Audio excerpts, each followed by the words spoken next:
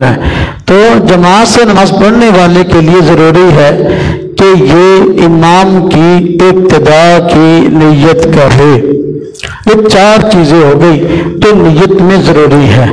باقی چیزیں عملی پریکٹیکل سے تعلق رکھتی ہیں، جس طرح ثنا یہ عملی پریکٹیکل سے ہے، درود شریف کا پڑھنا اس کا تعلق عملی پریکٹیکل سے ہے، اور قبلہ کی جانب رخ کرنا اس کا تعلق عملی پریکٹیکل سے ہے.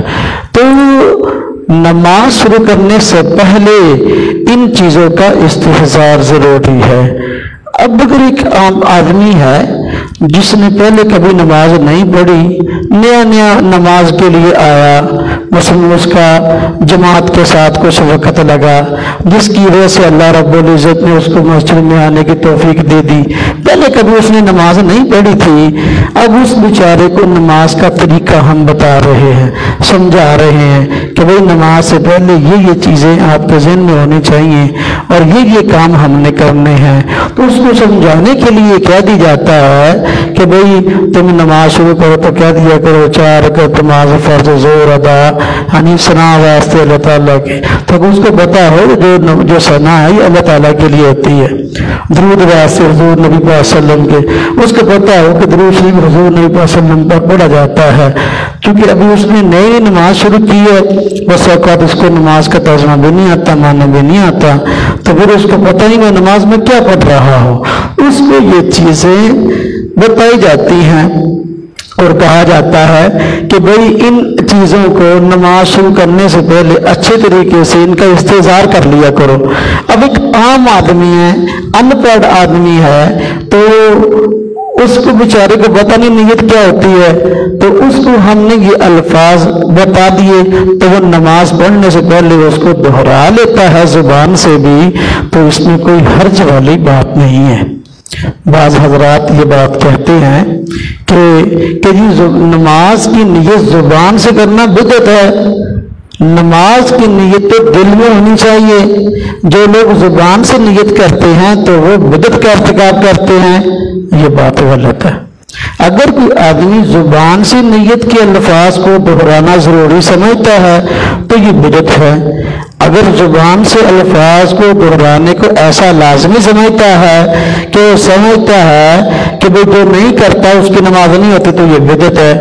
لیکن ہم تو ایسا نہیں سمجھتے، بلکہ ہم تو یہ کہتے ہیں کہ نیت کا اصل محل تو دل ہے، لیکن اگر جو بات دل میں ہے زبان سے بھی اس کا اظہار ہو جائے گا تو یہ سونے پہ سہاگے والی بات ہے کہ جو بات دل میں تھی وہ زبان پر بھی آ گئی، بات مزید پکی ہو گئی. جس طرح کہ توبہ ہے، توبہ کا تعلق انسان کے دل کی ندامت اور شرمندگی سے ہے کہ انسان سے گناہ ہو جائے تو توبہ کا حکم ہے، اور توبہ کا تعلق دل کی شرمندگی اور ندامت سے کہ انسان دلی طور پر نادم اور شرمندہ ہو کہ مجھ سے جو ہوا غلط ہوا، میں نے اللہ رب العزت کی نافرمانی کی اور اس کی وجہ سے اللہ پاک کی ذات مجھ سے ناراض ہوئی، تو میں اس بات پہ شرمندہ ہوں، اس کام پہ شرمندہ ہوں، اور وعدہ کرتا ہوں کہ اب آئندہ ایسا نہیں کروں گا.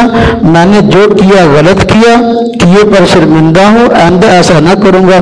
یہی توبہ ہے. تو یہ توبہ اس کا تعلق تو دل کی استحضار کے ساتھ ہے، دل کی ندامت کے ساتھ ہے. لیکن اگر توبہ کے الفاظ زبان سے دہرا لیے جائیں تو یہ ہرگز منع نہیں ہے اور ہرگز ناجائز نہیں ہے، بلکہ یہ سونے پہ سہاگا ہے. توبہ کے الفاظ اگر زبان سے دہرا لیے تو کوئی اس کو بدعت نہیں کہتا. حضرت آدم علیہ السلام نے اللہ رب العزت سے توبہ کی اور اللہ رب العزت نے قرآن کریم میں اس کا تذکرہ بھی فرمایا فتاب علیہ. ہاں جی، اللہ پاک نے توبہ قبول بھی کر لی، اور توبہ کے الفاظ کو حضرت آدم علیہ السلام نے زبان سے بھی دہرایا. قرآن نے ان الفاظ کو ذکر بھی کیا، ربنا ظلمنا انفسنا وان لم تغفر لنا وترحمنا لنکونن من الخاسرین، کہ ربنا ظلمنا، اے ہمارے رب ہم نے بے شک ظلم کیا ہے، انفسنا اپنی جانوں پر، وان لم تغفر لنا، اگر آپ ہمیں نہ بخشیں، لنکونن من الظالمین، تو ہم ظالموں میں ہو جائیں گے. अब देखो ये तौबा का ताल्लुक तो दिल की नदामत और शर्मिंदगी से था, लेकिन अगर इन अल्फाज को जुबान से दोहरा भी लिया गया तो ये शरीयत में मना नहीं है, बल्कि एक आसान चीज है। हाँ, कोई आदमी इसको जरूरी ना समझे, इसको हम भी जरूरी नहीं समझते, इसलिए ये कहना कि अपना नीयत के अल्फाज जुबान से कहना बिदअत है, ये बात खुद जो है शिद्दत पर मबनी है, ऐसी बात नहीं है। हम कहते हैं नीयत के अल्फाज जुबान से कहना मुस्तहब है, ताकि जो बात दिल में थी वो जुबान पे आ जाए। बाद लोग इस बात पे इसरार शुरू कर देते हैं कि जिन अल्फाज से तुम नीयत करते हो, ये हदीस में दिखाओ। भाई नीयत का हुक्म हदीस में मौजूद है और उसकी बुनियाद हदीस है, इन्नमल आमाल बिन्नियात। हुजूर नबी पाक सल्लल्लाहु अलैहि वसल्लम शाह फरमाया आमाल का दारो मदार नीयत पर है। अब ये हदीस तो मौजूद है, लेकिन दुनिया की किसी किताब में किसी भी अमल की नीयत लिखी हुई नहीं है। नमाज तो क्या, किसी भी अमल की नीयत लिखी हुई नहीं आमतौर पर, इल्ला माशाअल्लाह किसी की हो तो आमतौर पर नीयतें लिखी नहीं होती, इसलिए कि नीयत का ताल्लुक दिल के इरादे से होता है। जब इसका ताल्लुक दिल के इरादे से है, और दिल के इरादे में कोई आदमी कैसे लिखे? एक आदमी मेरे पास आया और बहस करने लगा, मुझे कहने लगा कि ये नीयत के अल्फाज जो किए जाते हैं ये क्यों किए जाते हैं? मैंने कहा असल में आम आदमी को समझाने के लिए है, जिस बेचारे को कुछ भी नहीं पता, कुछ भी नहीं आता, कि भाई नमाज से पहले इन इन चीज़ों का ख्याल रखना ज़रूरी है। तो वो बेचारे को कह देगा इसको याद कर लो, वो नमाज शुरू करने से पहले उन अल्फाज को दोहरा लेता है। उस आम आदमी की सदा कर है तो हमने ये बात की है, वगरना कोई मसला नहीं है। तो मुझे कहने लगा कि ये नीयत के अल्फाज हदीस में दिखाओ, नीयत दिल में करनी चाहिए, आप जुबान से करते हो तो ये हदीस में दिखाओ ये अल्फाज। मैंने कहा नीयतें जो होती हैं ये कहीं लिखी हुई नहीं होती, लिखनी भी तो आपने और मैंने है ना, तो मैं लिख देता हूँ, इससे क्या फर्क पड़ेगा? लिखना किसने है? दिखाओ, वो लिखना किसने है? ये भी तो मैंने और आपने लिखना है, तो मैं लिख देता हूँ लाओ आपको। तो लेकिन नहीं, ये अल्फाज लिखे हुए दिखाओ जो जुबान से नियत करते हो। मैंने कहा आपका क्या ख्याल है? कहते मेरा ख्याल ये कि नियत दिल में होनी चाहिए। तो मैंने कहा चलो ठीक है, आप इस बात की तो कायल हो कि नियत दिल में होनी चाहिए? कहता हाँ जी। मैंने कहा दिल में क्या नियत करनी चाहिए, कैसे करनी चाहिए?